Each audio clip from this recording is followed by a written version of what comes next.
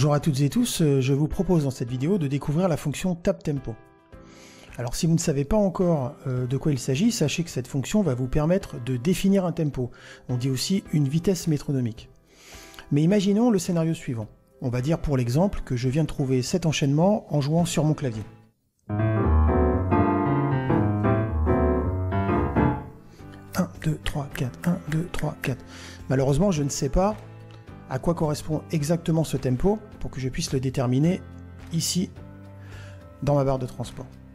Alors, pour que je puisse parvenir à mes fins, il va falloir que je fasse quelques vérifications. En l'occurrence, aller tout d'abord dans le menu Logic, raccourci clavier modifié. Ici, taper le mot-clé Tap Tempo et définir un raccourci clavier qui, de base, n'est pas affecté. Ici, on voit que je n'ai rien pour la commande globale de Tap Tempo.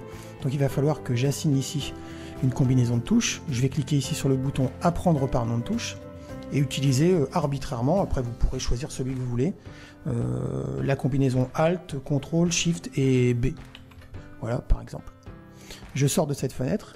Dernière petite chose, vérifiez dans le menu Fichier, Réglages de projet, Synchronisation, que mon mode de synchro est bien sûr interne et que ma petite case ici, activation automatique de la synchronisation externe et de Tap Tempo, soit cochée. Je ferme ma fenêtre et tout à l'heure j'avais un rythme qui était à peu près équivalent à celui-ci, 1, 2, 3, 4, 1, 2, 3, 4. Et ce que je vais faire tout simplement c'est utiliser mon raccourci clavier Alt, CTRL, Shift, B et appuyer autant de fois que j'aurai 1, 2, 3, 4 sur la touche B. Donc je fais 1, 2, 3, 4, 1, 2, 3, 4.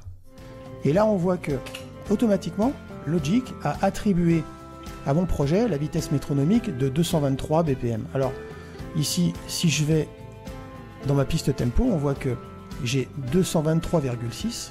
Alors ici vous pourrez bien évidemment arrondir pour que ce soit carré.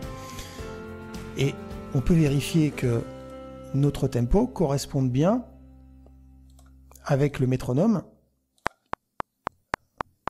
1, 2, 3, 4, 1, 2, 3, 4. Voilà une fonction plutôt utile et qui vous fera gagner du temps.